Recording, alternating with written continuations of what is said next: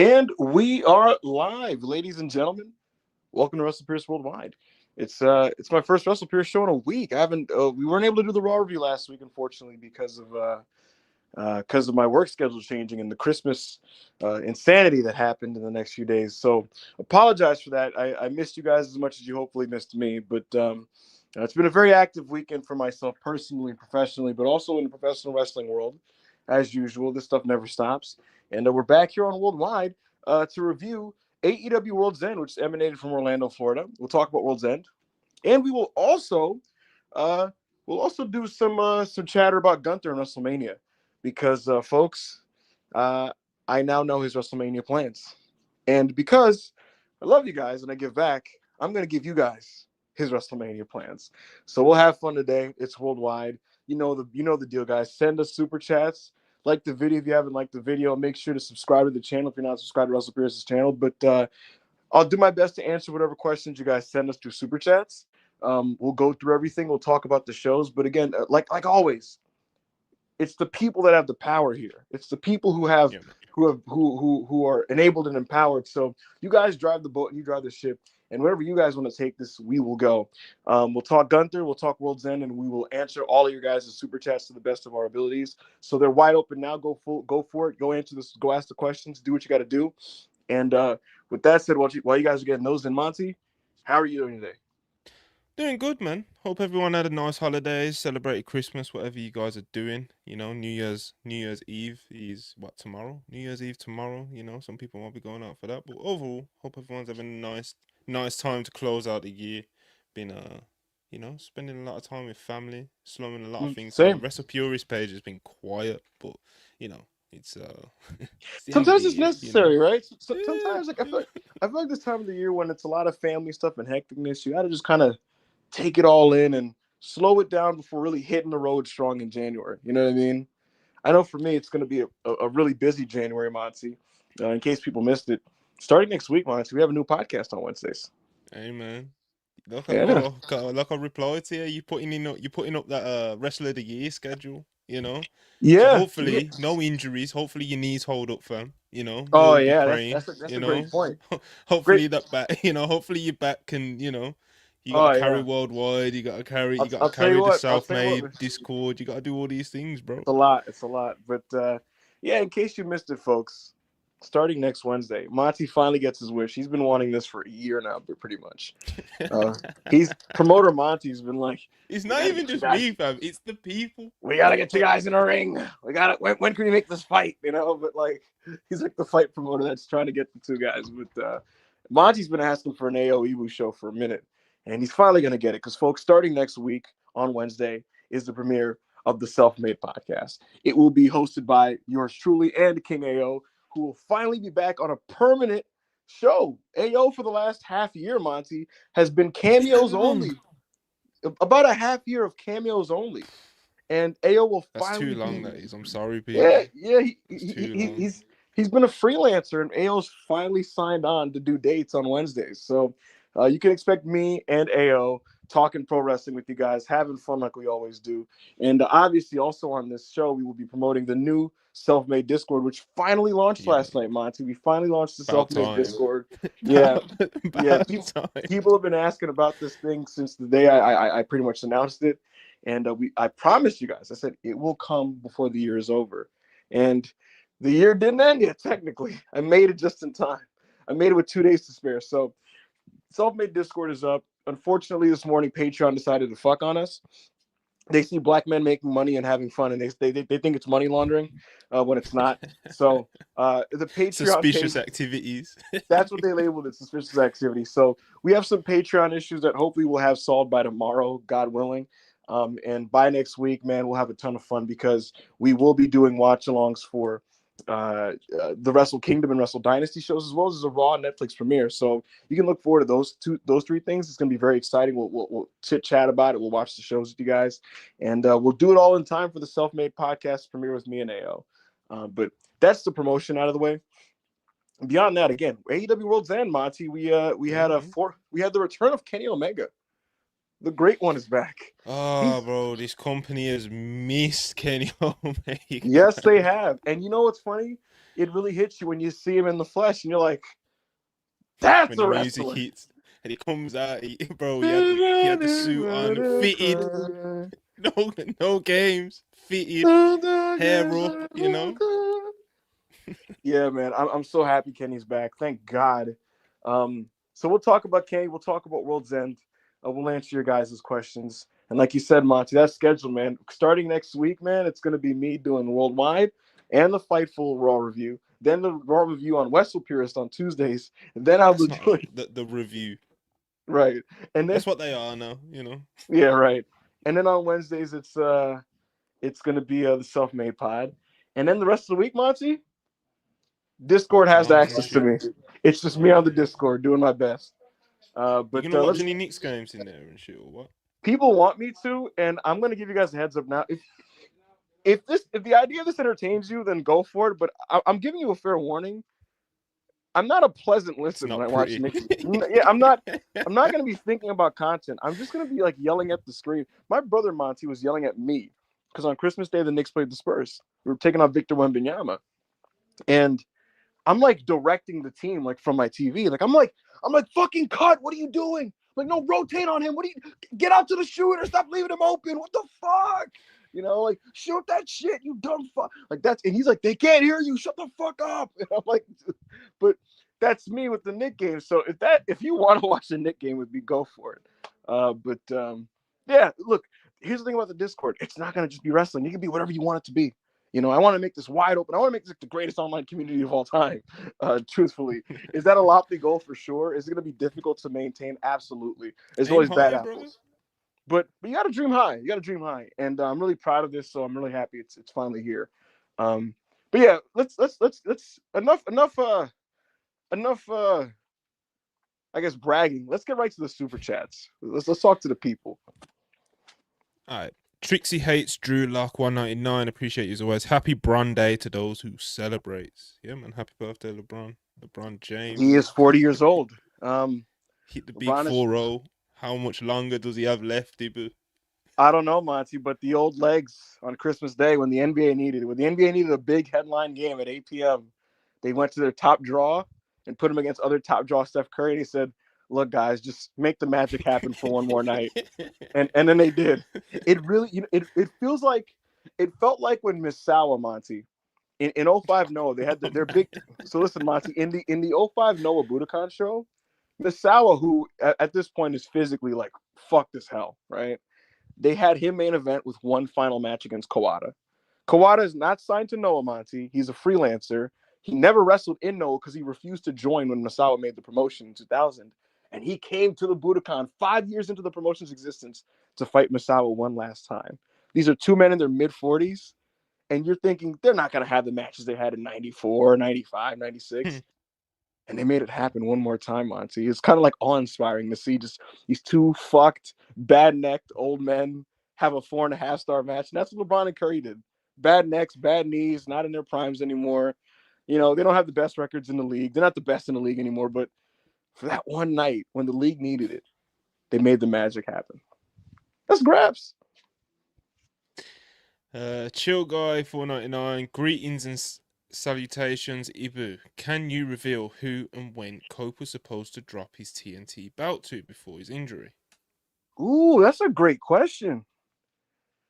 I feel like I knew and I forgot, to be completely honest with you. So I'll tell you what, I'm going to ask. I'm gonna ask. As a heads up, guys, if there's ever like really specific questions like this, when Monty makes the WrestlePurists post announcing like worldwide, for example, right? Comment the questions there in the afternoon so I have enough time to ask and find out. You know what I mean? Because that's so specific and so from like half a year ago that like I just forgot.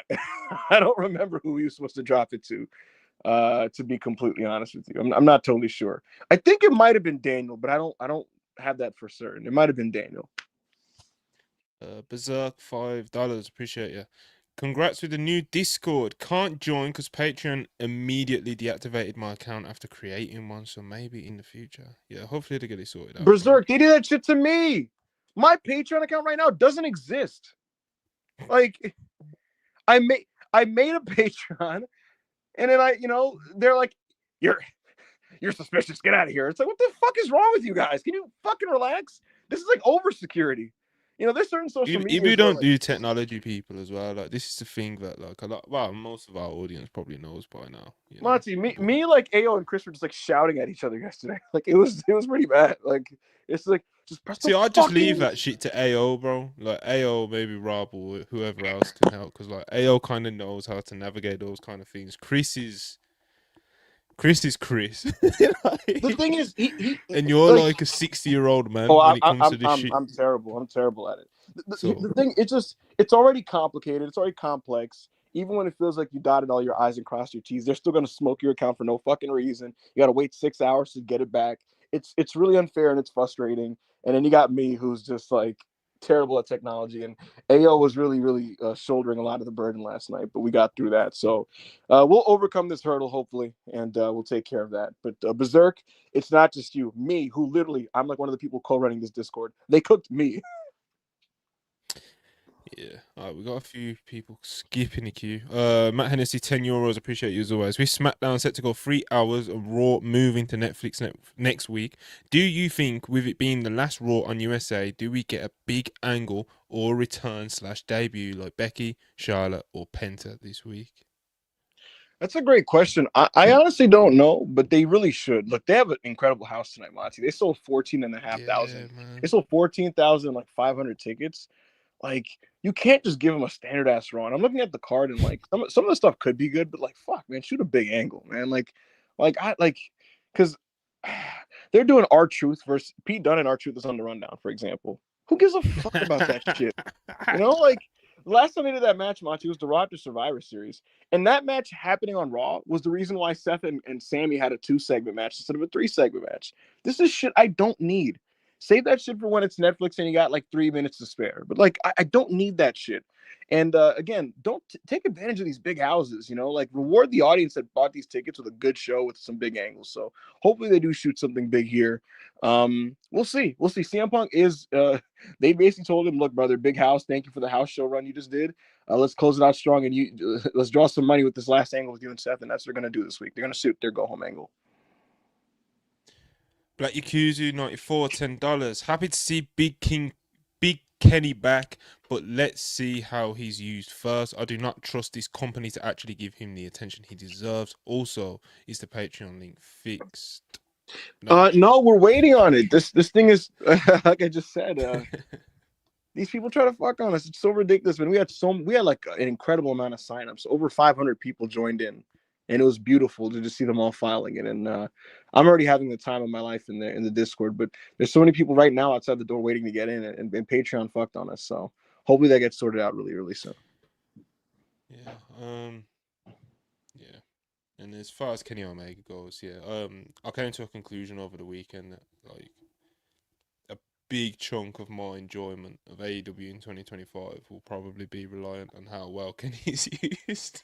So see how it goes, brother. The Kenny Okada Osprey business just took me back to New Japan when I was in love with the promotion. Like even like the way Jim Ross was calling it. Like he just called it like two just gods of their sport just having a tactical masterpiece of a match. And watching that match and Osprey losing because Okada just was one step better than him. And then Kenny Omega confronting him afterwards. All that was just awesome. And that's what I want out of my pro wrestling.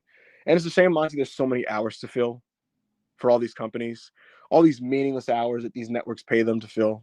And you got to fill it with stuff. You got to contrive all these conflicts to justify the existence of matches that ultimately don't really matter. But No, you have you to. don't, man. No, but listen. But I know where you're going, and No, but listen. I Like know what you mean. you got to fill it, and you got to pretend these matches on these TVs matter when they really don't. And you got to like pretend. You got to like try to get people to care about this stuff in between the big stuff.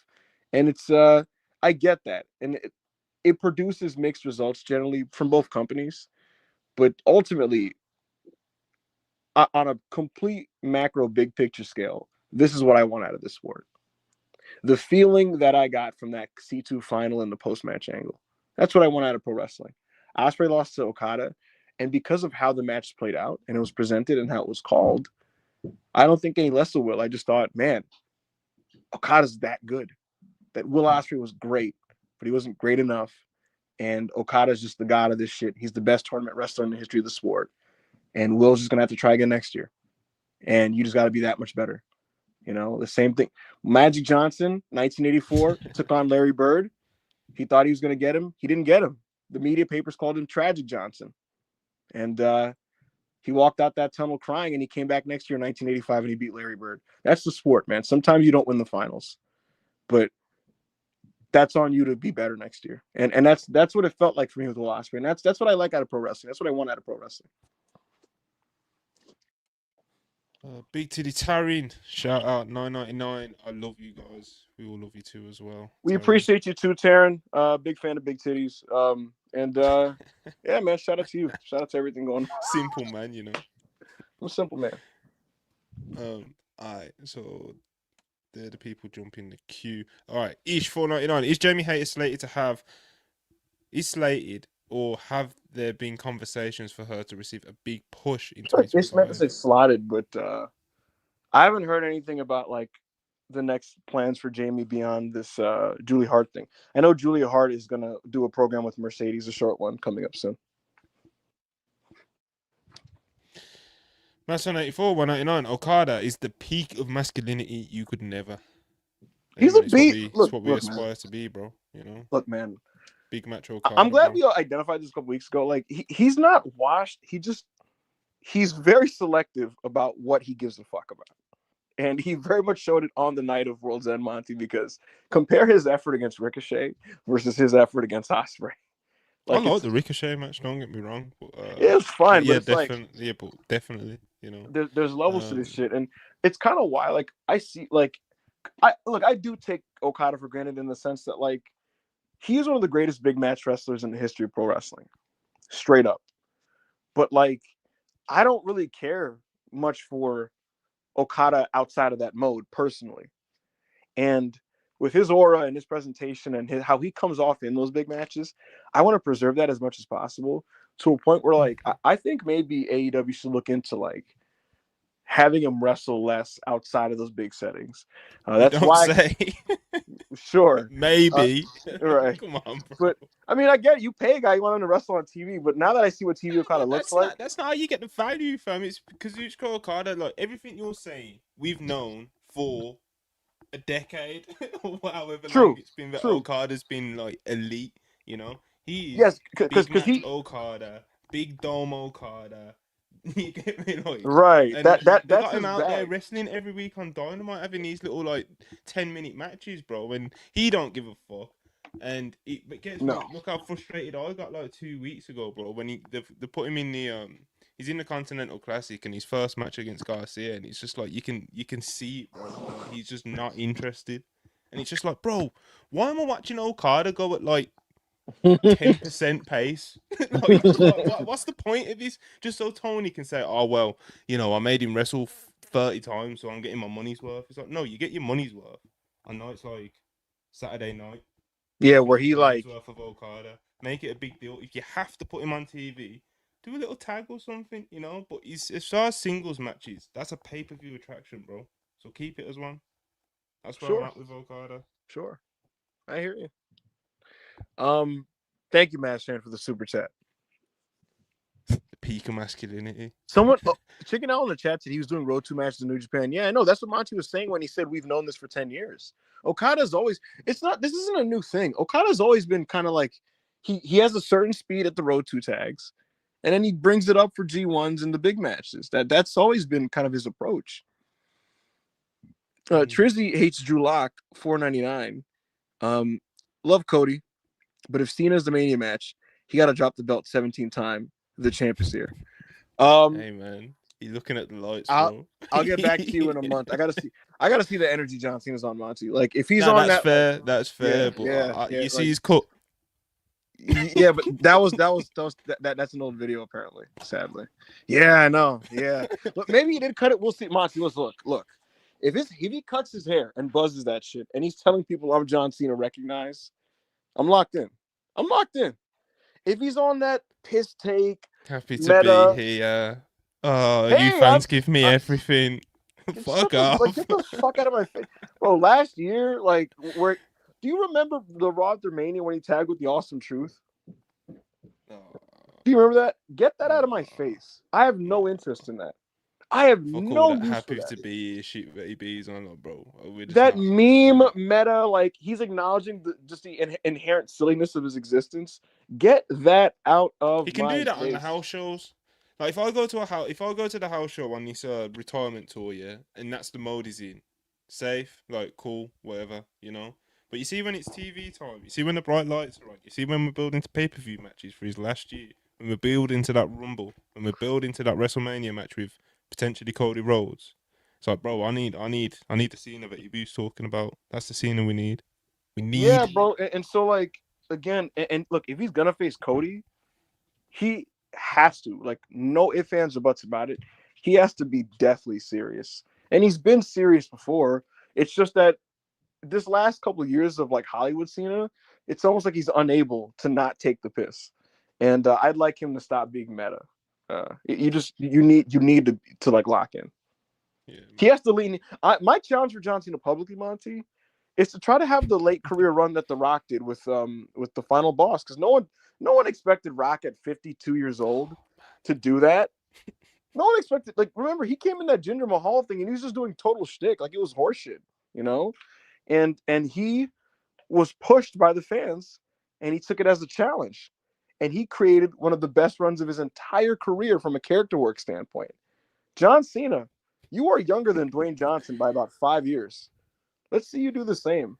Cody Rhodes. I'm not talking to you. Yeah, and like, don't I'm talking imitate. to your Fine. mama. Yeah, right. I'm talking to your mama. But yeah, my challenge is for John Cena to put together a soft reinvention on that level if you're going to face Cody Rhodes at Mania. That's the standard now. This in the new regime, Monty. You can't just be a That's part the timer that bar. just shows up and gets. You can't just show up and be a part timer that gets a spot. You got to be a part timer that finds a way to have a late career renaissance. Hey man, I'll fuck with it, bro. Mm-hmm. Um,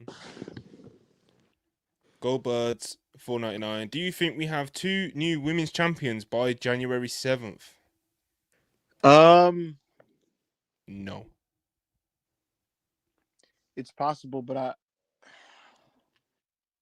because here's the thing: the cash in. Because look, the next SmackDown, Monty, is the first 3 hour SmackDown, and they're going to do Nia Jax versus Naomi again. And the question is, why would they do? What's the purpose of it this time? So people do think maybe they're doing a cash in, and between the cash in speculation and the Charlotte speculation, there is a chance that Nia Jax doesn't walk out of that SmackDown with the belt. But I have no fucking clue. Uh, I am a little more certain about Liv Morgan and Rhea Ripley. I have a pretty good feeling that Rhea Ripley is winning that championship. But it's Hmm. WWE, and they can just fucking troll everybody. But hopefully, man, I hope we start this year off with the new direction for the women's division. It's really important. And Jean Pierre, $2. What do you guys want to talk about? Hashtag demon home pussy. Quick pause. Unless the person's talking about Julia and Rhea. If they're talking about Julia and Rhea and not like Rhea and Tiffany Stratton or some shit, then my answer to your question is yes. I think Julia wins the NXT Women's Championship on January 7th. Nah, I don't think he was talking about that, but that's The thing is, that's the 7th. That NXT Women's Championship match. That's the 7th. yeah. I've got Juliet. We did that as well. Um, Go Birds 4.99. Appreciate you again. WWE does a really good job making their house shows seem fun. Also, who do you think could be the next to join the brother circle? The brother circle. Um, Drew, Rhea. Drew's not in the brother circle. Um, but he's very, very strong-willed, and he doesn't do anything on TV that he thinks fucking sucks at this stage of his career. Um, Rhea Ripley, I'm gonna shock you guys. She doesn't politic at all, at all. She's still, bro. She's still quite young. Yeah, she just kind of like You know. she's just kind of vibing, to be honest with you. Yeah, just enjoying her superstardom that she's got over the past couple of years, man. I'm gonna give you guys a quick little anecdotal story. The weekend of SummerSlam 2023, people were like going to her like, "Why the fuck are you not on this card?" Like, and they were saying like, "If I was you, I would have fucking made a big storm about it." And she's just kind of like, "Yeah, I don't know. I wanted to wrestle, but I don't know. I guess." And just kind of like just threw her hands up like, I don't know." Guaranteed contracts, brother. Yeah. You know? What else did I want to say? I'll give you guys a little tidbit on the house shows. Um, a certain talent has had extreme creative input on some of the things happening on these recent house shows, and I'll leave it at that. Um, Zyverson, 1999. Appreciate you, brother. Hope you gentlemen enjoyed your holidays. You too. What do you think is next for MJF? He seems a bit directionless at the moment. If it were up to me, I'd set up a mini program and have him put over Kenny. Happy New Year. Cheers. It's funny you should say that, actually, because obviously Ibu was talking about it on the timeline. Dustin Rhodes hilariously quote tweeted him after blatantly not reading the full tweet. He very clearly like Very blatantly. But it's Dustin. We love Dustin. That's OG. Did you see my like good energy reply? I was just kind of like, yeah, man, we agree, man. Hey, Like man. he's great. PRB. And I hit him with, man, good luck at the Tokyo Dome, OG. Because Hey, I don't know if you know that, Monty. Dustin's wrestling in the Dome. Yeah, him and Sammy, the Sons of Texas. I believe it's Kanemaru and who is his partner? I can't remember, but anyway. MJF, yeah, he's I think he's someone that they need to kind of figure something out for 2025, because I think he's too good, too big of a star, too young to be kind of just floating around in AEW. And obviously he's just signed a new deal in 2024, so he's not going anywhere. Obviously, ideally, his contract would be coming up soon, because as he be kind of, I'm kind of lazily just cutting it down, but with the way things are going, it just seems like, maybe it's time for a different challenge or something. It's not even a thing where it's like, he's washed or he's not good anymore or anything like that. It just feels like, I don't know, they like AEW need to figure something out, which is a weird thing to say about someone who's got the star power and talent that he has. It's a weird one. I don't know. Mm-hmm. There's some ideas for Max. I'll tell you that. There's some ideas for him. Oh man, he's yeah, man. Like this whole Adam Cole stuff is brutal. Like that post match on Saturday was like, It was terrible, bro. The crowd didn't even like. They didn't give a fuck about it. We'll fucking get to it. All right. What do you think next MJ? It seems a bit of a direction. Yes. If it was a mini program having Portal Kenny Omega. Okay, that's why I said it was interesting. Yeah, I kind of agree with that. I think Kenny and MJF, they obviously only touched on it for that like one quick total defense of MJF's, but I think that could, if you get MJF, like people interested in what he's actually doing again, build him up as like a sadistic heel or whatever, I do think that could be one of their money feuds next year, So it just depends though, because like MJF, some of his instincts can be a bit, so it's like I don't know, bro. I don't know. Anjan PN $2 says World's End is the pay-per-view of the year for obvious reasons. #be back. I won't go that far. It was a good pay-per-view though. I wouldn't go that far, but I did think that it had two great matches and one incredible match. So I can't call it anything less than a good pay-per-view. Yeah, it was good. Yeah, definitely good. Absolutely. I'll say this: the exact same show, but the C2 final and C2 post match at the end of the pay-per-view instead of like preceding like the worst AEW main event of all time. Insane, bro. Like I would my overall score of the show would be like up an entire point. Like if we left the show on that like incredible C2 match and then Kenny Omega and Okada staring down, I'm walking out and I'm like, yeah, man, this pay-per-view is incredible. You know what I mean? So that's the power of match order, It is, man. Corey Davey, $2. Mo's born. Is Randy Orton's son doing RKO's now? Yeah, he leans more and more into it, and he pops people. So God bless, It's not exactly the hardest moveset to fucking, It's power. I mean, he's got a nice drop kick. He does have a nice drop kick, to be fair, but yeah, it's not a bad position to be in when people are basically calling you like a mini Randy and they're popping for you doing fucking drop kicks and I don't know, draping DDTs or whatever the fuck, Mm-hmm. And Jean-Pierre $2. Dean Ambrose was better off cosplaying as Bane. Come on, man. Cesar Nava. Is that someone I should know either? Let's see here. My eyes are so bad. It looks like Brian Windhorse in the picture there, but my eyes are terrible, so I can't tell. I'm not Yeah, familiar. that is Brian in the Mm-hmm. picture.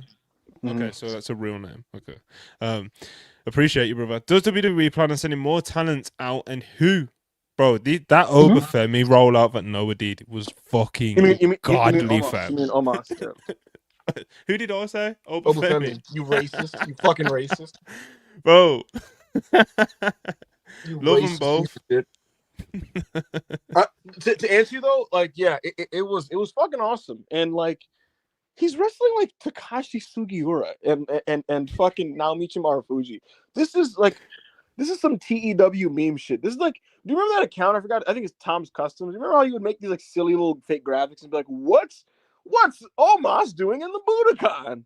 That's what this shit feels like. So utterly preposterous. The videos of him in the They're very street. funny. He's going to like arcades and like he's going to like the train stations and shit. And he's like tall and everybody's just staring at him. Godly, real promotion. You get me? That's how you. That's promoter mindset. Monty, You know? I'm gonna pop you. Keiji Muto has been asking for Omos for almost 2 whole years now. Bro, because he understands the game. He understands the game. We saw it with his final bye-bye, the retirement tour. He knows what he's doing, bro. He knows how to promote. Monty, did you know that? He knows promoter mindset, bro. Did you know Monty Muto, when All Japan had the big exodus and everybody went over to Noah, Muto, being a politician, he's in New Japan, Monty. Inoki's getting into his little shooter fetish. And he was like, I could leave this place and I could just take over another promotion. And he went to All Japan and basically became their president and just with a whole clean slate roster. What's up? I said, damn right it did. Yeah, he said, I'm going to go be the president on All Japan. I'm going to make this my company. And if you watch his All Japan, Monty, it's not the greatest wrestling in the world, but it's very Muto's brain, if that makes any sense. Like, you'll just see cards where, like, on an ex, like, WCW power plant, like, brawlic dudes, he's like, oh, yeah, come over here, brother. We're going to get you in here. You're going to be my evil Gaijin monster man. You know, like, he try to find, like, tall guys. Like, oh, yeah, I'm getting you. Bob Sapp, yeah, welcome in, brother. Come in. We'll do something with you. He tagged with Bob Sapp a couple times. Yeah, and so I say all that to say, of course, the man who has that brain looks at Omos and he's like, oh, baby, you know? So, bro, any real wrestling promoter would think the same. That's the thing with US wrestling, bro. There's no, like, promoters anymore. You know what I'm saying? You just got these fucking, like, Triple H and Tony Khan are just like, they're just bookers, bro. You know? Yeah. They just know how to book matches. And, you know, Triple H is probably a bit better at, like, you know, like, longer, bigger picture stuff and, like, you know, invested interest outside of the ring and stuff. But they're just matchmakers and bookers, bro. Glorified matchmakers and bookers. You know, there's no promoters in the US, like real promoters. You know, the closest one to it is like not even worth saying, like because it's just criminal. You know, so. You know, Muto's a beast. Look, his retirement tour shows were awesome. He just had access to the whole industry, and the cards his brain was coming up with were popping the shit out of me. The fact that he had no relation to Naito, but he was like, he's over and he draws money, so I'm main eventing the Tokyo Dome with him on my last match. It's so godly. And yeah, he's been asking for Muto for a long time. And I mean, not Muto, for Omos for a long time. I'll tell you guys this is a little bit of a scoop.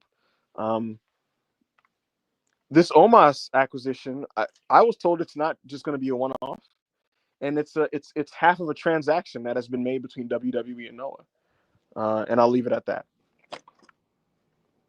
Someone in the chat said Nick Khan is a promoter. Yeah, Nick Khan is kinda, you know. He's just a money man, bro. Obviously, he's not a wrestling promoter sort of thing, you know. But like, he is a money man, and he knows what he's doing with those sort of things, you know. Evidently by you know, just what he's been doing with WWE. Never mind all the stuff he's done. Young Blink said that Nakajima seems to have gotten cucked by the WWE Noah deal. Yeah, Monty, I don't know if you know this. Nakajima 100% was trying to go to WWE when he's in All Japan, and WWE has an exclusivity deal with Abima, and that's why like that whole thing got fucked up. It's a shame, bro. Nakajima, very, very, very, very good wrestler, but you know, it's a shame. Ryan, $2.79 Canadian. Appreciate it as always. Omos will win all Noah belts, bro. Wait on it. Just wait on it. Edward Sheeran, $2. In your stomach, Monty. Up the tractor, boys. Yeah, Chelsea, quite an embarrassing loss earlier, I have to say, but quite an embarrassing loss, you know. Not our best week, you know. Not our best week. Been having a good season up until like the past like 10 days. But anyway. Black Swan. $6.99. Wait, let me Canadian. squash this before people go insane. Kaito Kiyomiya is not the other half of this transaction. Who knows what happens with him, but he's not the other half of this transaction. Black Swan, $6.99 Canadian. 4 months out. Does WrestlePurists plan on producing any video essay style content in 2025? Also, congrats on launching Self-Made. Ibu, been fun peeping the convos. Yeah, man. Thank you, Black Swan. I've had a lot of fun already. We've had 2 voice conversations, and we're kind of figuring some stuff out. But yeah, it's been cool. Just kind of casual stuff so far. I mean, we'll be ramping it up soon. So thank you so much. And I don't have an answer on the video thing. That's more Monty's thing. But appreciate the congratulations. Yeah, so for the video thing, yes, 100%, absolutely. 2025 will be kind of it will be. I won't say it's gonna be the the year we blow up. Although God willing, that is what we want. But it will be the year that we like elevate and transform the channel in that sense. Obviously, the podcasting, we'll call them podcasts, live streams. They're gonna stay pretty much the same. Obviously, we're adding a couple of things. AO's coming back, as you already know.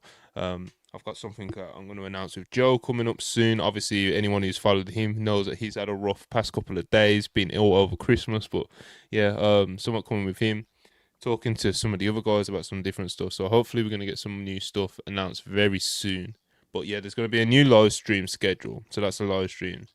Then a lot more video essays on a regular basis, you know. So I've been spending a lot of the end of the year kind of setting things up for the new year. So October and November, I was doing a lot of recruiting. Some of you guys will remember that I was doing like all the tweets and like for all the different roles we was looking for. Of course, a lot of people reached out. So it was a long time going through all that. Went through all that, got a bunch of video editors, potential writers, and a bunch of potential people who can help out and do different things. So yeah, we're going to be going full steam ahead.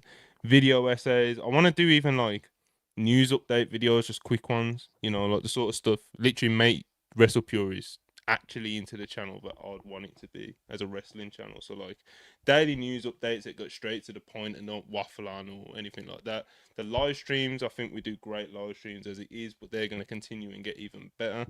The video essays, you know, whether it's Joe, whether it's people that you're more familiar with, you might even be able to drag one out of Ibu or somebody, or whether it's just new people who you might not have heard of yet, but the content will be good, you know. So essays, news, streams, fucking, I don't know, bro. Chris.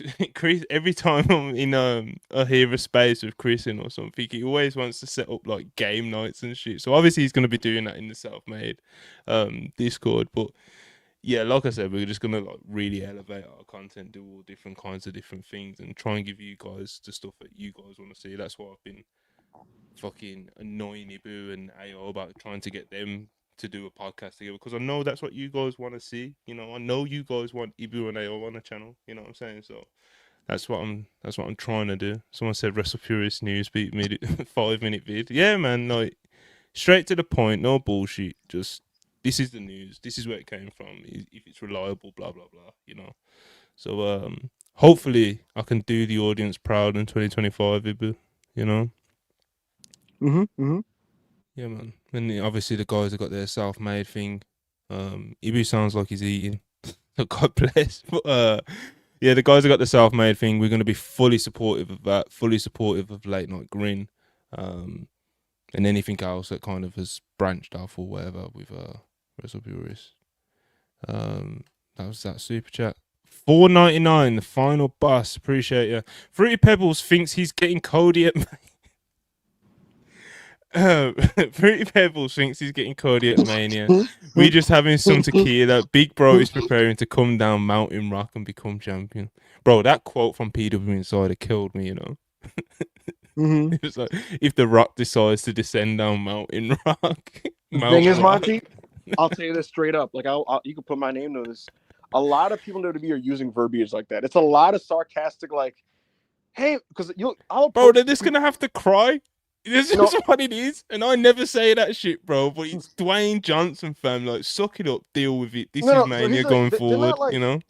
it's not like a oh they're not like man fuck. It's more of like a because here's the thing. I talk to people in WWE creative now, and like there's a lot of like tense dudes are like stressed out, and I'll be like, man, come on, it's Mania season. Aren't you guys going in this direction? And they're just kind of like, bro, this could all blow up tomorrow if fucking Dwayne just flies in with his golden eagle, and just does this instead. And so a lot of people, Monty, they're very tight right now because normally it's like, oh, we could set this up and pay it off next month, and we could set this up and build to this. But now dudes are writing the TVs like freaking the fuck out because they're all Good. because they're all On edge. edge. They're on edge, yeah, because it's like you can't Dwayne lurking. yeah, because here's the thing. Hunter told them, put together TVs as if Dwayne isn't in the picture. And they're all like, we don't believe you.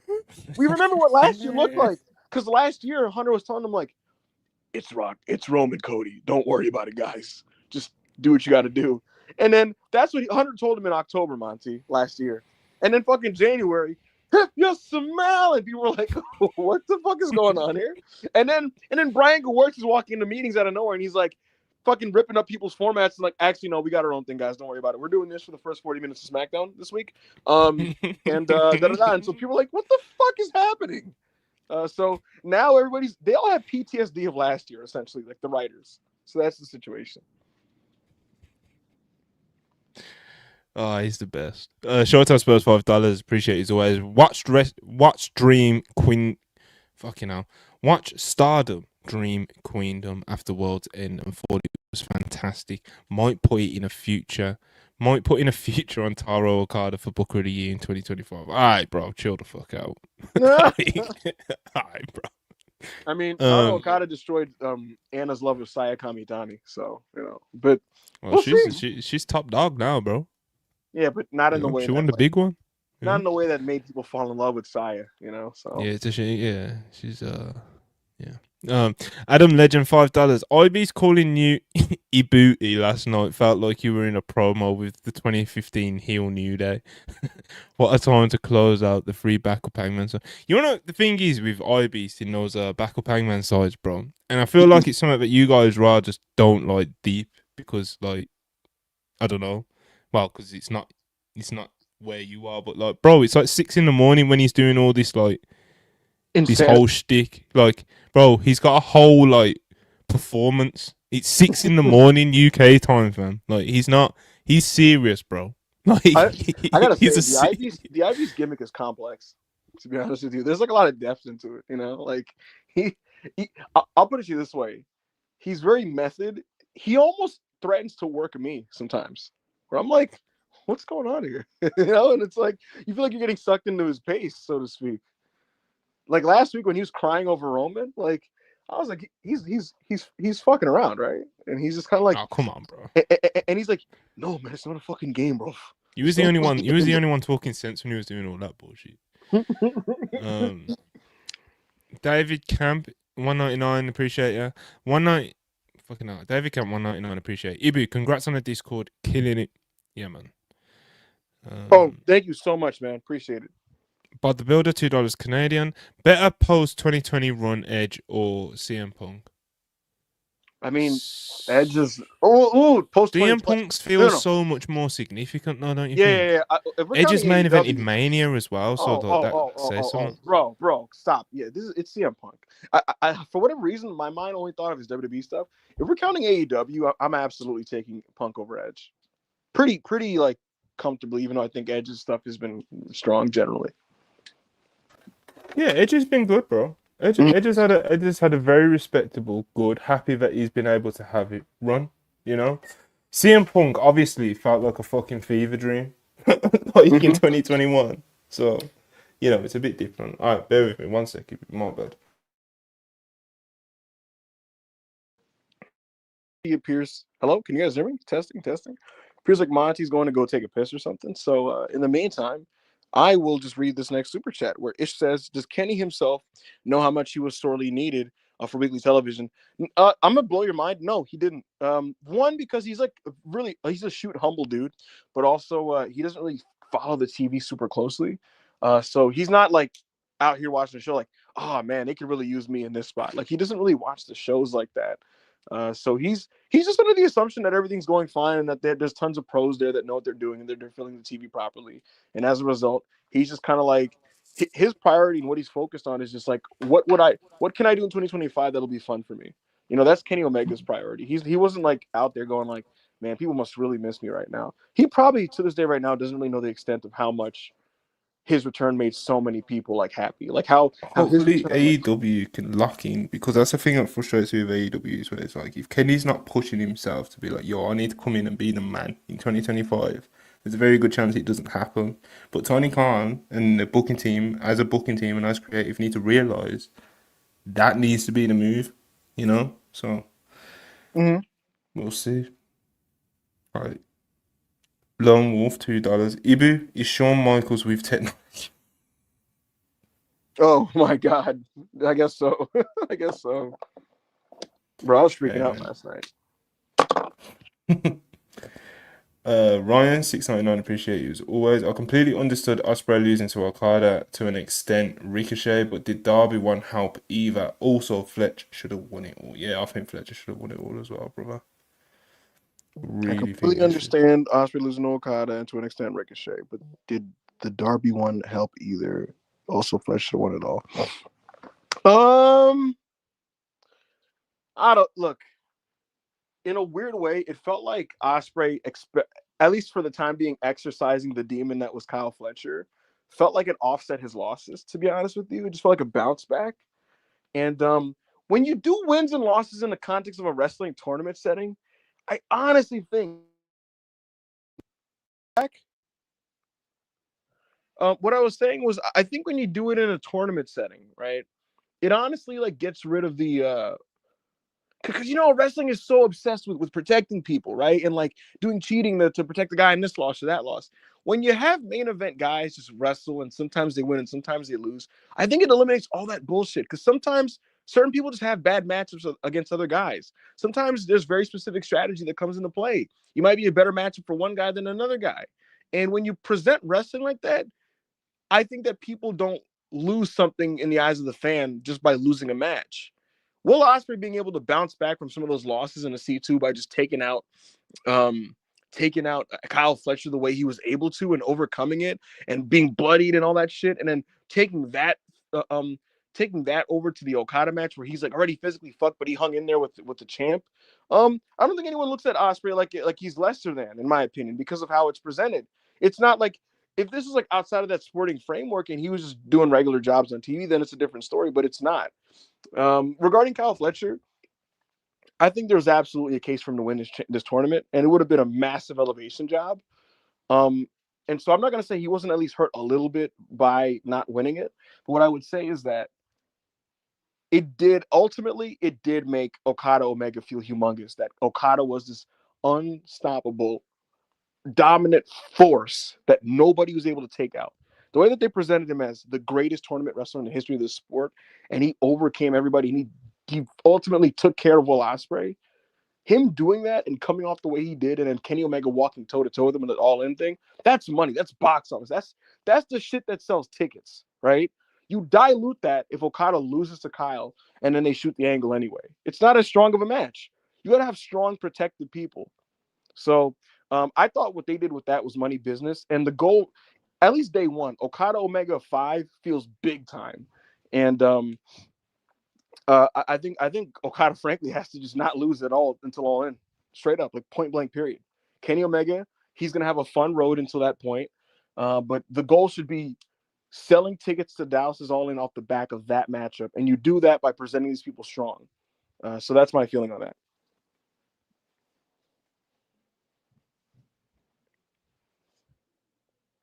Uh, Van, God, my eyes are terrible. Van Jiminator. Uh, Happy New Year, lads. Do you have more interest in the Cope Mox storyline coming up? Definitely more than the four-way. Interested in the cage dynamic too. I'll say this: it's an automatic upgrade because it's a singles program. this 4-way shit for main event title situation sucks to me. I hate it. I can't stand that shit. So, what I would say to you is, yes, I am more interested in that, and I like Adam Copeland, and I do think him and Mox could have a really good match. There's absolutely a version of their promos that's like really cringeworthy, to be honest with you, and like the material is very like eye roll inducing. So I hope they don't veer in those directions. I also hope they veered away from like the soul of AEW shit. I want them to just have a personal conflict. I want Edge to just want Moxley because he just wants to be the best and he wants to be the champion. And I think Edge can cut good promos around that framework. The Copeland Money in the Bank stuff actually is kind of annoying to me, to be honest with you, because I don't know how that's going to play into this. But I do expect this to be a 3-way program of some kind, and we'll see how it goes. But look, I'll say this: Cope Moxley, it's promising. I like to see FTR back on Dynamite. I think that's a nice thing. I hope that their tags with the Death Riders are better, because I thought that after Full Gear, every Death Rider tag was mad mediocre. Like surprisingly so. Like last week, you got Hangman Page, or maybe not last week, maybe the week before, but you got Hangman Page in a tag match with like Jay White and Orange Cassidy, and they're facing the Death Riders, and the match was very like okay. So hopefully the rated FTR tags are better. We'll see. Thank you, Van Jiminator. You've been carrying, bro. You know, solo pod. Yeah, I had a crazy situation downstairs. Yeah. We're glad you're back, Monty. Yeah, no more. How you feel about doing the solo show? You know, I'm tired. Had an extra date. You know, go fuck yourself. You know.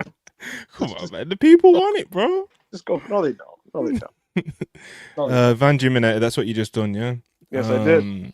Don't know, $4.99. Appreciate it as always. Ospreay might slip into my top 10 all-time list after that blade job. Real worker. It was a great blade job. It was. Matchfan84, $1.99. Appreciate it as always. Who will have the better retirement run? Tanahashi or John Cena? I'm gonna say John.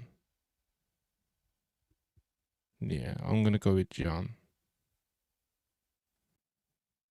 Is it Ibi, you there? Sorry, I was I was reading a text message I just got.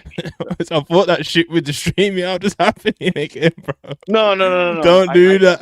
Yeah, all right. Now you have to take over because I got. All right, fair enough. Who will have the better retirement? I got a black van message, so I gotta read this. Go ahead. Mason 84 189. Who will have the better retirement run, Tanahashi or John Cena? I'm gonna say John Cena because of how WWE is approaching it, making it feel like a fucking once in a lifetime thing. And don't get me wrong, I'm sure New Japan will make it feel very special when Tanahashi, especially on like that last show. I think Tana's last show will probably be like more spectacular, special, might be a tier or two, you know. But in terms of the whole run, with the way that WWE is like making it basically like their whole thing, well, not their whole thing, but such a big thing for their 2025. Everything's going to be like John Cena's last Rumble, John Cena's last WrestleMania, John Cena's last Elimination Chamber, John Cena's last da-da-da, and he's going to travel the world. And you know, one thing I actually hope to do, I got a random message about this, so I hope maybe this guy listens to the podcast because he says he doesn't really use Twitter. He DM me, and he's this guy from South Africa, like basically just like begging for some people to try and get some traction going for like WWE to go back to Africa, because they haven't been to Africa since 2018, I think it was. So that would be cool if John Cena could do a stop off in Africa on his retirement run. But yeah, just things like that, bro, will make John Cena's overall year probably better. But I do think like that final show with Tanner on it will, you know, could be very, very special. I think they both kind of suck right now. So the question is just going to be who can lock in better. Yeah, who can lock in better? Because John Cena fucking stinks right now, or at least the John Cena that we last saw. And Tanahashi just can't do anything. He literally can't do anything. So we'll see. We'll see who can lock in. Tana's more physically fucked. John seems to just be mentally cooked. So we'll see what Hollywood, happens. man. So when Rock first done, you know, when Rock first came back, he was a bit. He was an NPC, you know. So, Nate 355 499, appreciate ya. Big Kenny O needs that head of the table booking, not tribal chief booking. I agree. Cian Lawrence, €5, appreciated. Do the Usos have brother power, or would they just talk through Roman if they wanted something? To I'd answer imagine the you, latter. Roman just handles. If something needs to be done with the family, like Roman takes care of that. And also, The family.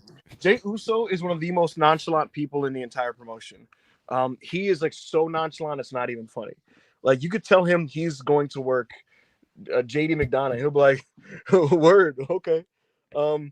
As another Jey Uso tidbit, he says "yeet" in real life. He was saying "yeet" in real life years before they made it an on-screen catchphrase. He would like get Monty like I'm so serious. Like they'd be like, "Yeah, you're doing 2 segments tagging with this guy today," and he'd be like, "Yeet," and they're like, "Okay, cool." So he's super chill. He's just happy to be alive. Like as a shoot, he tells people like, "I'm just happy to be alive, man. You know, I'm chilling." The final boss, 199. Unless injuries, Punk versus Roman feels like the match. Yeah, man. Big facts, brother. It's been the match for about a month. Big businessman. Corey David, $2. Ibu, when a certain talent takes over NXT, lock in. I will. Who? A certain talent.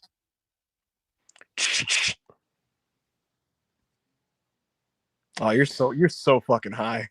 You are just so fucking cooked. Ryan Cicchini, $6.99 Canadian.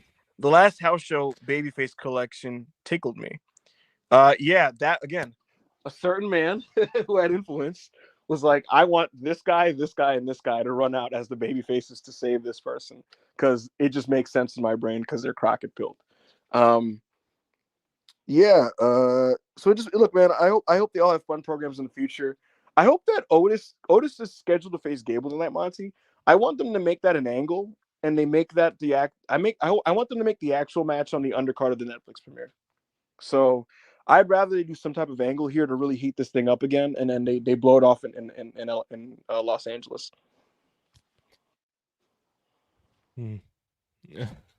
SMG, $5. What did you guys think of Powerhouse Hobbs' performance on the pay-per-view? His first singles match as a face in basically 4 years. I think he came across great. We'll get to that very quickly because we're gonna end up doing like a 15-minute, 20-minute review. So let's just talk about it here then. Let's just power through these. There's not many left, bro. Okay. Jacob Donnelly, $2. Any predictions on free agents next year, if any? I don't. If you mean like where they're going or who are going to be free agents, because that's a different question. I think Jordan Jordan's Grace. going to I think she's going to WWE. Really? I think Josh Alexander is going to WWE. Speedball Mike Bailey is going to AEW. And then there's a couple guys like Ricky Starks and Ray Phoenix. Ricky Starks and Ray Phoenix will be free agents next year. And then there's a couple WWE guys who will be coming free. So we shall see. AJ Styles, it is not out of the realm of possibility that AJ goes to AEW. Bro, it popped me. Jane, $5 Canadian. Do AEW plan on doing anything with Harley Cameron for the Brisbane show? I have no clue. Lone Wolf, $2. Why are people vague tweeting about Sanjay? I have no clue. Anjan, is there a spot for Dean Ambrose on Spit? Oh, come on, no. Bro. Everything's a bit with this guy, man. Danny Quang, $5. Appreciate it. Any news on the 4th member of the Hearth Syndicate? And please tell me it's not Max Caster. We cannot give that away. As a full shoot, it hasn't been decided. It has not been decided. There's people who want certain guys, and there's people who want other guys. It has not been decided. Actually, I'm lying. I'm fucking lying. It has been decided. I'm sorry. I'm operating on information from like a month and a half ago. They did decide the 4th person, and you guys will find out inevitably. And I'll say this: you probably won't see it coming.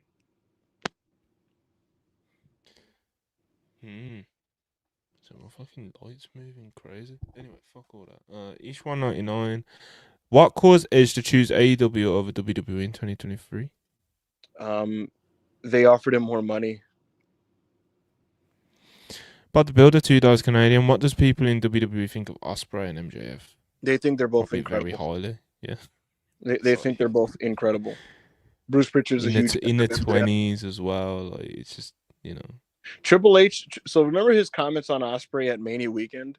if you know what he honestly thinks about Will as a performer, his comments scan as like a really, really, really, really salty like. No, that's Uh, no, it was no, pretty no, clear no, what it no. Listen, was. like I was gonna say, like a really salty like girl that didn't get picked because Mm. he thinks Will Ospreay is like one of the greatest modern wrestlers ever. Vacant 499. Man, now imagine that Kenny Okada stare down with streamers over Okada's body and the trophy he just won. They should have closed the pay per view too. Mm-hmm. Yeah. Mars 199. You've got to elaborate on AJ AEW possibility. What the fuck? It's just possible. It's just very possible. AJ's future is up in the air. He doesn't know what he's gonna do. And Champion $2. What are your hopes for Graps in 2025? I want Puro to be back. Yeah, that's a good like big picture one. I just like AEW to make like the TV interesting again, man. Mm-hmm. I think 2024. Although like as a whole promotion, they've had really cool highs. You know, whether that's Sting's retirement, Bryan Danielson winning the title at Wembley, Hangman and Swerve having these fantastic matches, Ospreay having these fantastic matches. These contained like moments. They've had quite a lot of them in 2024, so I can understand why a lot of people would say AEW's had a pretty good year.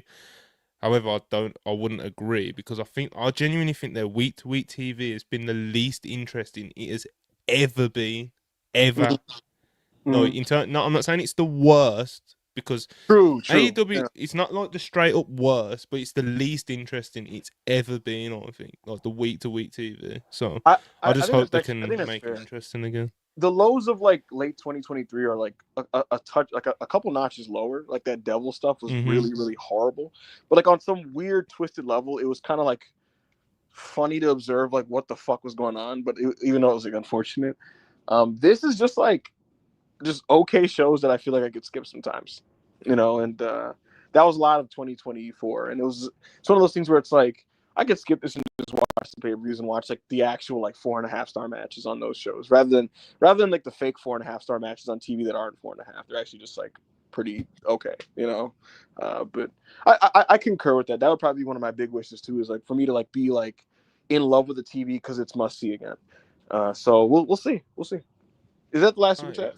yeah, man. Let's go through this pay per view then. Yeah, World's End was an interesting show. It was 8 matches, and I am enjoying this current trend, Monty, of more streamlined shows with less Oh filler, yeah. less fat, less horseshit, no Jericho matches, no like, Oh yeah. no crap. Like I'm with you, bro. the women's wrestling that they choose to put on the show is like the best of the best. Typically, like you get like, the AEW identified that Mercedes versus Statlander one was awesome, and they said we're gonna do that again. We're just gonna do it again.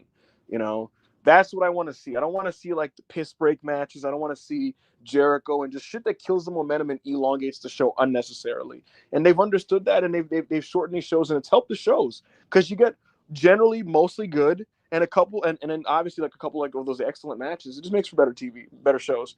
What they didn't account for was an awful stinker in the main event and the 4-way. But I thought that was the only bad match. I thought the only bad match on the show was the main event, which is the 4-way match for the title. Everything else was okay to great. One of the great matches was Ospreay versus Kyle Fletcher in the opener. They had a different match, Monty, than the match at Full Gear. This one was slightly grittier. Ospreay bled early, and it was a phenomenal blade job. Just the way the blood looked on his face and how it was gushing out was so fucking good. Dripping all over the canvas, bro. So fucking Crazy. good. I loved that. So that was fucking awesome to see. And I thought this was good. It was really physical. Osprey did his Osprey shit, but like there was like an extra bit of grit there, and obviously just the blood added so much drama. And when he was ultimately able to take out Kyle, it just felt like I said, it felt like he exercised the demon. But Osprey physically already indicated that this isn't over because he put one finger up on one side and one finger up on the other side. They're 1-1 right now. It's tied, and obviously we're gonna blow this one off, and I'm gonna expect them to do that at Australia.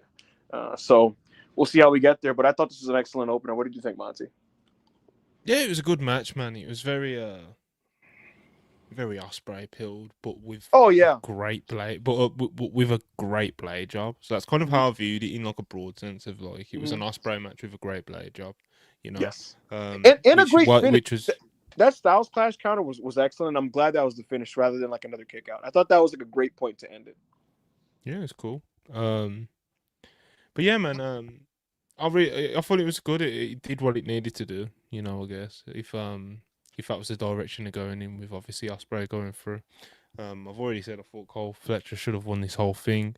I thought they should have just gone with the momentum of him. To be honest, really, they could have made him on Saturday night.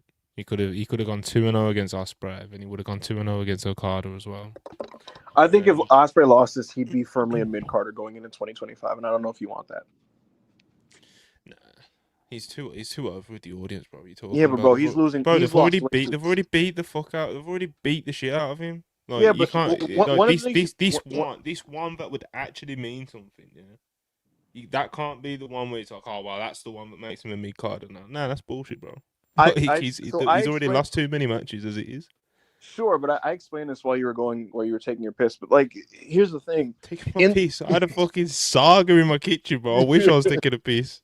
But no, in all seriousness, like I don't want to repeat myself, but like I basically explained it in the sporting framework of he had some bad matchups and he ultimately just had some bad losses. This felt like a star player doing what he had to do to beat a great team here, and it felt like it almost offset his bad losses. So I think he needed this to kind of like get back on track in that. I don't disagree with you that look, Fletcher's been doing so great that him winning this tournament would have been huge for him. It just wouldn't have felt right, in my opinion, for Ospreay to lose to him 2 times. That's just how I see it. And truthfully, I think it's like we'll get to it when we get to the C2 final. But I thought that making Okada look as godly and dominant as they did was like the first like box office adult promoting that they've done in a minute, because it made Okada Omega. I know you're gonna say that like it already does feel big, but it's different when Okada is the champion and he has not lost and he's dominant and nobody could fucking take him down, and he is the champion and he's the greatest tournament wrestler in the history of the industry, and they pump that in your head over and over and over again. And then you got the God Emperor fucking Kenny Omega walking right to his face after Will Ospreay of all people was unable to overcome him, and making that match feel big. That's what's going to sell tickets in Dallas to me. It's not 50-50 booking. There's 1,000,001 ways. But the thing is you have the Continental Classic once a year, bro. Yes, right? and yes. You have the Continental. Come on, bro. You have the Continental Classic once a year, yeah. And I agree with the sense of like the approach to making this feel as big as possible with Kenny and Okada, yeah. It doesn't need to be the Continental Classic, which you only have once a year, and you only have one chance to create one winner once a year with it. It can be a thing that can be elevating people or whatever you want to do with it, take someone to the next level or really crown someone as a top guy. So unlike Cole Fletcher, who's been building all this momentum, it would make so much sense to just solidify him by doing that in the by giving him the Continental Classic at this point, because it's just going with the momentum. Wrestling's a game of like going through windows when they're open.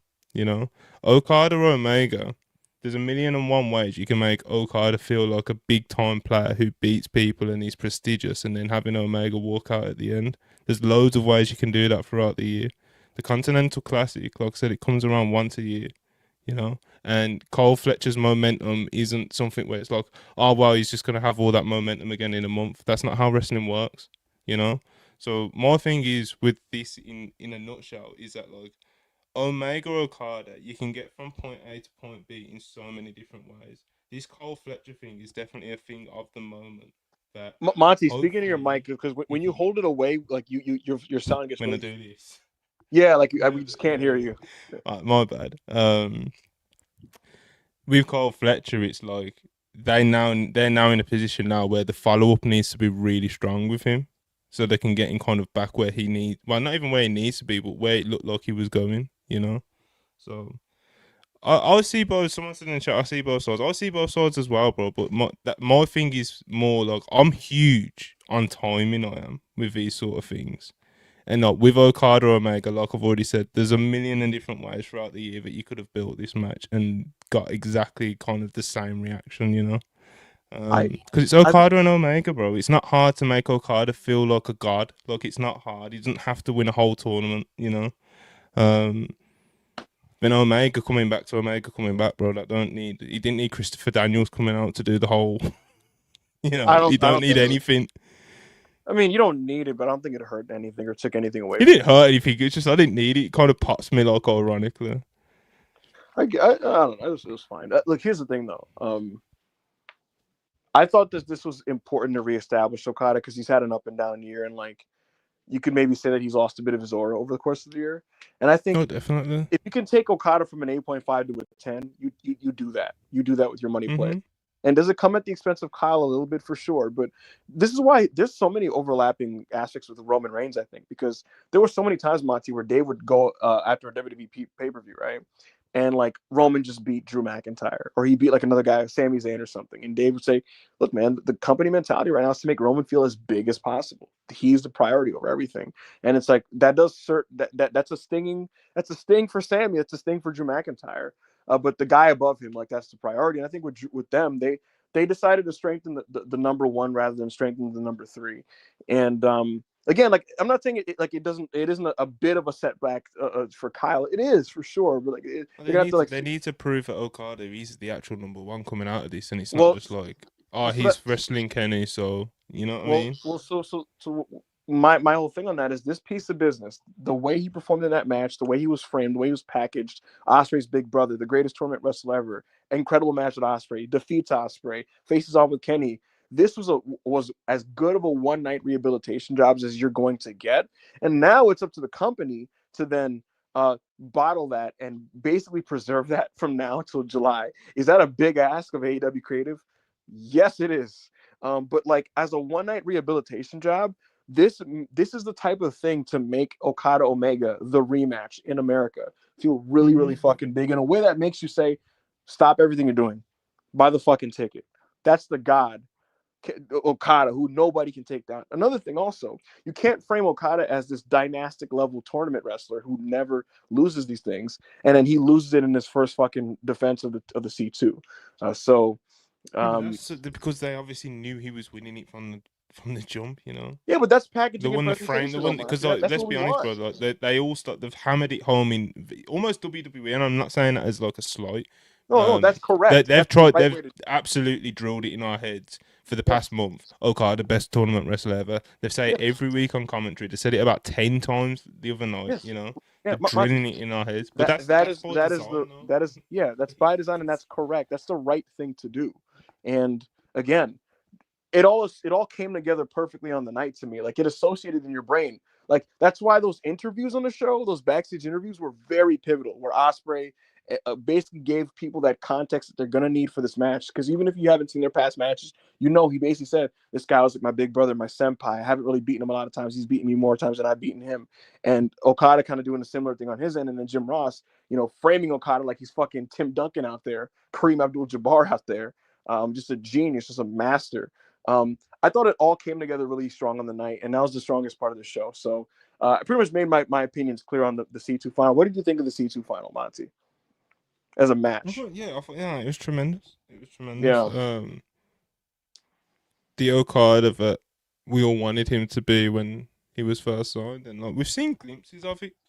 You know, like when he wrestled Pac, like that was a very good match, and he was awesome in it. But like Saturday night is the real, you know, like what we want to see from Okada, you know, in his big match, you know, just even from the way it was paced compared to the Ricochet match, like I said earlier, I like the Ricochet match. I even liked his performance in it. I think he's quite hilarious, like the narrative around it being like that's the match he dismissed, even though I actually liked it, and I'm very quick to call out Okada on that shit. But in this, it just like, you know, it was just a different level. It was a different Okada. He was in a different mode. He was in God mode. You know, He was doing his thing out there. But you know, just the closing stretch, Okada and Ospreay closing stretches are just like insanity. You know. So, yeah, man, a lot to like about this. A lot to like about it. Absolutely. I'll I'll toss some of these three undercard matches at you, and you give me any takes you had on any of them. The Mariah May match against Thunder Rosa. I thought it was really. I actually thought it was really solid and really good. To be honest, I thought it was a shame the lack of heat it had, but it was also obviously always going to have a lack of heat because, you know, there was no real investment going into it. You know, but Thunder Rosa, I continue to sing her praises. Mariah May, I thought it was one of her better defenses. Yeah. Yeah, so I was going to say that one. Do you have anything to say, Monty, about the Takeshita versus Will Hobbs match. For me personally, it took a bit to get going, but once it just turned into like big dudes just doing superplexes and power slams and shit like that, it was just fucking awesome. I think that's something for the agents to look into when it comes to Will Hobbs matches. Is like there's things we want to see from him, and truthfully, even Takeshita. I don't really have desire to watch limb work from these guys. I don't have desire to watch limb work from a Braun Breaker, which I hated from the Kaiser match. I just want to see these guys stand and bang and explode. And I don't need every wrestler to show that they can do everything. Do what they do best. I thought when this match got to the stuff that they do best, it was awesome. And that's kind of my feeling on it. Did you have anything to say on that match? Bro, this match fucking stunk, bro. Like whoever agented this match, yeah, needs like someone needs to smack the shit out of whoever agented or produced this match. Like, what the fuck were they thinking, bro?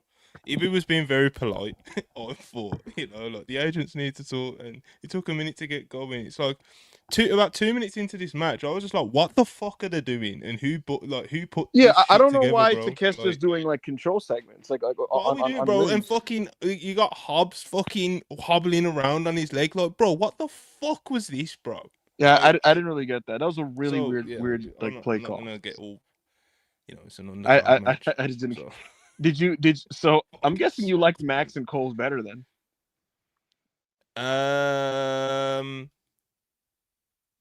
It delivered expectations better because the expectation going into it was like drastically quite low, and I thought in the end it was pretty inoffensive except for the pathetic blade jobs.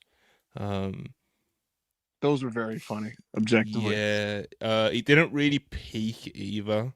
No, it didn't escalate. Yeah. They just kept wrestling until they stopped. It was very weird. Yeah. That wasn't good either, but it didn't like disgrace me like the fucking Hobbs Takeshita match did. For me, I actually thought Max's work was pretty good. It's just hard to care. This match, for those who were around, and a lot of people aren't going to get this context. A lot of these online wrestling fans started watching like 5 years ago, but this just feels like the '04 rendition of Triple H and Shawn Michaels' feud, where it's just like we didn't need to resurrect this feud. I'm over it. I'm pretty done with it, and I don't care anymore. So you guys trying to have these bloody epics and like long promo segments where you talk about how you used to be friends. Like it's one thing when you did in '02 going into SummerSlam. It's now 2004 and it's like the spring, and I'd rather just watch Shelton Benjamin. Please leave me alone. And the same thing here. When I see Max and Cole, I'm like, I don't care. I'd rather watch Shelton Benjamin. Please leave me alone. 20 years later, the same exact opinion. That's kind of my thing on that. What else is there on this show? Before we get to the main event, I thought Mercedes versus Chris Statlander was another great match. I said this before. Mercedes matches are all great for the same reasons: good drama, and then the kick outs add to the drama, and then she makes the babyfaces seem so heroic and triumphant. And I thought this match really went up a notch when Statlander beat the count of 10. When she was able to make it back in the ring and the camera panned out to her when Mercedes was prematurely celebrating, that's when this thing kind of ratcheted up and the crowd got super into it. And once the crowd got into it, it just Mercedes knows how to work with fans that are rumbling, and that's what happened here. And she really took it up, and then you got some great submissions and things like that. Statlander just great babyface fire and resiliency in that closing stretch. And I thought that last 5 minutes transformed this from a good match to a really good match. And they did it again. It was the right call for AEW to just say, okay, this pairing works. Let's continue in this direction. Let's not move away from it, because there's Mercedes matchups that she's had that are just okay. If one is great, don't leave it immediately. Stick to it and see what happens. So now it feels like Statlander has to win at some point against Mercedes. So I wonder how they navigate that. But I thought it was a great match. What did you think, Monty? Awesome, bro. They did it again. Very much just echoing a lot of your points, especially about Mercedes, just the way that she approaches these big matches once she gets a crowd invested and they start rumbling and going for it with her, she's so good at selling, like, like even just selling desperation on her face, the facials and stuff and the drama and just like these bombastic matches that she's able to have, and Chris is able to meet at every step of the way as well. It's just a great pairing. Yeah, absolutely. Before we get to the main event, are we forgetting anything? We talked about the two. Oh, I guess we should touch on this. We already did. But you said you liked Okada and Ricochet. I thought it was. Need to stop on the. Yeah, Yeah, no, it was fine. I didn't love the post match with Swerve and the toilet Oh, paper, bro, that but was all. Bro, what do you mean? Am yeah, I it was just? like I don't. Maybe the chat's right about me, and I'm not just like fucking grumpy or something, bro. But like, when you say these things, I just feel like you're being so polite.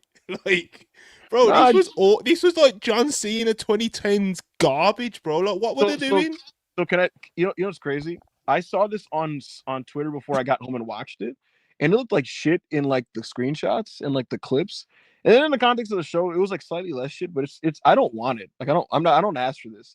Obviously it's gonna lead to something here, but it's just sports entertainment that I don't care for at all. I don't want to see it on Raw, let alone Dynamite. So I'm good off that. I also don't need Ricochet. Well, I don't need. Dynamite, bro, is a fucking pape. So I'm saying, I also don't need Swerve to be like main event like jokester guy. Like that's what ruined Please. WWE post Rock, because after Rock, every top guy had to be like the jokester guy. You really don't. You really don't. That's not everybody's Mm-hmm. natural thing. So I didn't care for that. I also didn't care for the main event, which I thought was a pile of shit. This was heatless. This had the intensity of a ROH on Honor Club match. Just no life to this in any respect. And guys just kind of popped in to do moves. Everybody came off like jabronis, and John Moxley got the win, which nobody ever doubted. No one thought that John Moxley was losing his championship here, and he didn't. And he pinned Jay White with a Death Rider, and I thought the match was like pretty mediocre. And less, I actually thought it was kind of bad, all things considered. And I knew this was going to be a bad idea doing a 4-way, and it was even worse than like I thought. To be honest with you, I thought the match on the night would have like strong action and heat. It wasn't like, because I even like good 4-ways, I don't really like them. This wasn't even like a good 4-way. So a pretty bad main event to like an otherwise good show, in my opinion. The post match, seeing Edge was nice. It was nice to see Edge, and we'll see what happens with the Death Riders versus the rated FTR stuff. But that was my thought on the close to this show, and I thought this following the incredible C2 final was just a bad call, and it really showed you like the difference between like what one section of the card is doing versus another section. What did you think of the main event? Didn't watch it. Anyway, Gunther, WrestleMania plans. He's scheduled to face off Rollins at the moment. There we go. I had to make sure the chat got it in, you know. Yes. Let's go to the super chats. Vacant 499. Looking back, what are some booking decisions across wrestling this year you would change, good or bad? Can't pick Death Prizes. We all agree on that. Mine are all so hot for an end of a such hot takes for an end of show super What chat. would you know? what would you good or bad? I would change. I'd have Chad Gable go to Mania to face Gunther. Nice. Lone Wolf $2. Okada Omega wouldn't feel as great if Fletcher won. I I'm agree. talking. I would have done it like differently, like from the jump. But As a quick aside, I also agree with this take, which is like it's hard to like articulate like my whole grander point, you know. But I do want to say this about Gunther for the people like looking into this. He's scheduled to work Seth. He's open to doing it. He has kind of told them like he would like to explore him and Drew McIntyre again. He has made that clear. He's told them that he'd like to work AJ at some point. Drew McIntyre does not have a natural Mania match at the moment.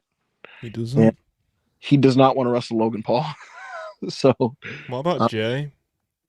I think that could be possible unless the Usos get back together and have a tag match.